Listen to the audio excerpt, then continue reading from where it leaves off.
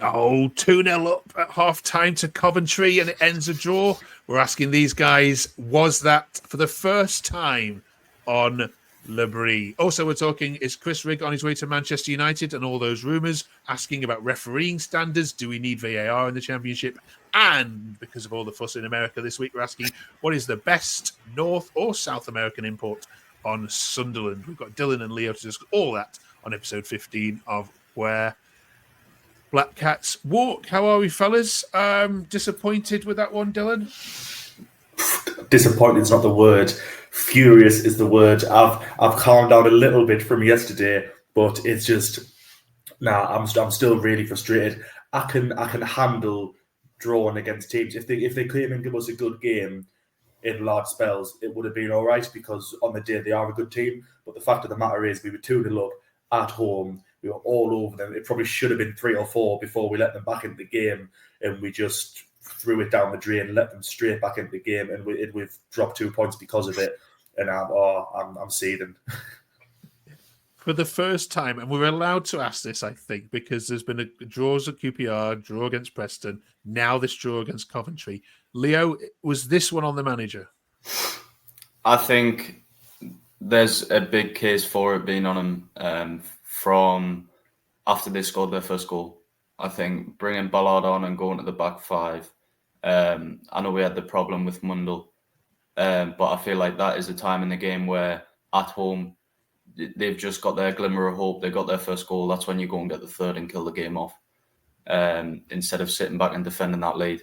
So I think you can put some on going to the back five, but at the end of the day, it's the players on the pitch that are conceding those 2 goals. Spot on. Here's what social media said. Paul says the second half was embarrassing. Simple as that. No excuses. The tactics were awful. The manager got it wrong second half, and our game management was very poor. We're still top down. However, it's just a sign we are starting to creak a bit. And let's face it, it won't take much for us to drop out the top 2. Mark says, I love Regis, but he lost us this today in the second half. He loves a defensive block with 10 behind the ball. And today he just invited them onto us when they had nothing to lose. His subs need a lot to be desired. And terrible substitutions, says Paul. Dylan, do you agree? To an extent, yes. I do have some issues with the subs that were made. I know we're limited with who we've got at the minute. We've got players injured and we've got players suspended. Bringing Ballard on wasn't my biggest issue. The problem that I had was Wilson Isidore was absolutely torching their centre-backs the entire game. You do not push him out of position to bring Aaron Connolly on, especially when you've got the likes of Tommy Watson there, who's, yes, he's played a few times, but he's never actually come on in his favoured position, which is off the left. So from my perspective, when Mundle needs to come off, that's surely a like-for-like swap. Don't get me wrong, hindsight's a wonderful thing. If Aaron Connolly comes on and scores the winner, then it's an absolute genius decision and we're all buzzing. But I just really don't see why you would push Wilson Isidore out of position when he's already scored in the game. And as I said, he had them on toast. They couldn't deal with him, and he kept creating chances. Even when he did get moved off to the left, he kept creating chances for himself. He's one of the only players that can come out the second half sort of with his head slightly held high. Just to go back to what we were saying earlier, I think partially it's down to Le BRIS, but also I think the body language that was displayed after both goals was absolutely diabolical. They looked, when the second one went in, they looked defeated. You could tell by the way they were reacting. They were on the floor, they had their head in their hands. There was time left, and there was going to be loads of stoppage time getting given as well. And I think Luke O'Nien was one of the only players screaming on at everyone to sort of pull their fingers out, get their heads back in the game. But they looked like petulant children, some of them, when that second went in. So I think it's just as much on the players as it is on the manager.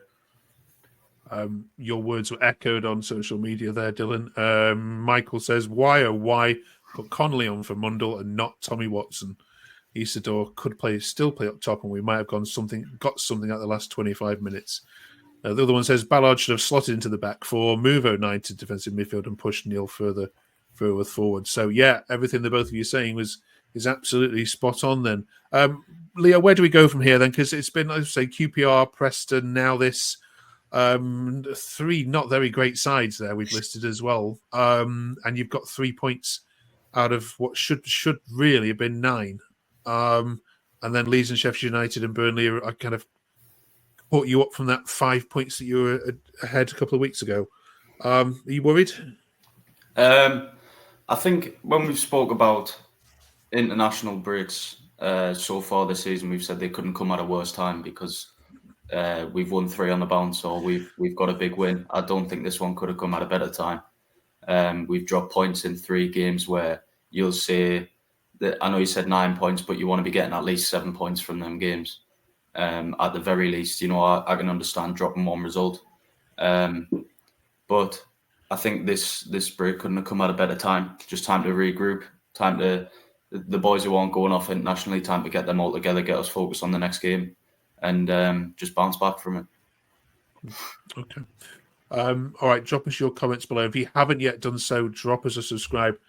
This is a very rapid Sunderland review channel, which goes through all the games and all the news. And, of course, that brings us on to the next piece of news, which is that Manchester United, Dylan, have been sending scouts to watch Chris Rigg, not just a little bit, but by all reports, nearly every single game. So my question to you is this. If a bid should come in January for him, how much should it be for? £40 million minimum, but we shouldn't be selling him in January. Quite frankly, I'm sure they are sending the scouts, and I'm sure they'll have to join the back of the queue, because I imagine that there's clubs all over the world watching Chris Rigg, because he's the performances he's putting in at such a young age.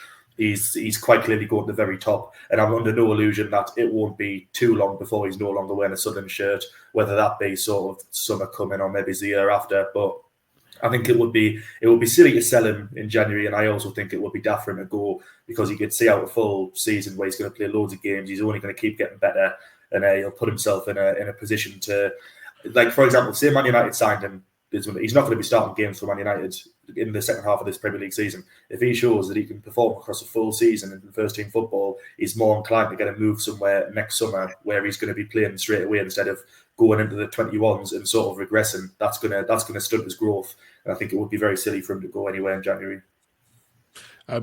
Leo, do you think he's Premier League quality now? I think he definitely is in times. Whether that's a performance over the full 90 or over a string of games, there is times creeping in where he's probably used to in youth football, just taking it past people like they're not even there, and then he gets one stuck in on him, and maybe he's a bit nervous in duels and stuff. But in terms of the quality he has, it's the best we've seen, especially at this club in a long time. All right. Just a quick one on refereeing standards. Also, we wanted to ask you: you've been the victim of some very dodgy results, refereeing decisions yourself this season. We want to ask you: generally, there's been some shocking calls made across the Championship in the last couple of weeks. Some obvious things not spotted. Dylan, for you, is it time to ask the question about VAR in the Championship? I suppose it's something that could be looked at, but the problem with VAR at the minute is, you see the way it's utilised, especially in the Premier League. It's meant to be used for clear and obvious errors, and it's getting used, and sometimes they're still getting decisions wrong. And I think there still needs to be some work done with that system before it gets rolled out to all the other leagues, because it seems like they're not really fully to grips with it as is. The refs have been rubbish in the AFL for years. I don't know if we just saw more of it when we were down in League One and had the proper bad ones, but. And they're bad, but they're consistently bad. It goes both ways. Like, I'm under no illusions. We probably could have conceded a penalty at some point yesterday. Luke O'Nine's borderline putting their player in a headlock. Sort of back, I think it was back end of the first half. It might have been. And I think on a day where we've got VAR, that probably gets pulled back and the penalty gets given. So it swings and roundabouts. But I think once they work out how to use it properly and they're getting more consistent in getting things right using VAR, then I would be looking at bringing it into more different leagues. Leo? I've said to my mates before, if we had VAR with Ballard and 09 at the back, we'd concede a penalty and get 2 red cards every game. Because there'll be times where they'll look back on the replays, and I love them for it, but 09's just give someone a little elbow or something and just dig one into them, and that's a red card in the Prem. That's a red card with VAR. I think in terms of decisions that have happened over the Championship, not just looking to us. Obviously, one that stands out is Norwich and Derby with the ball going over the line.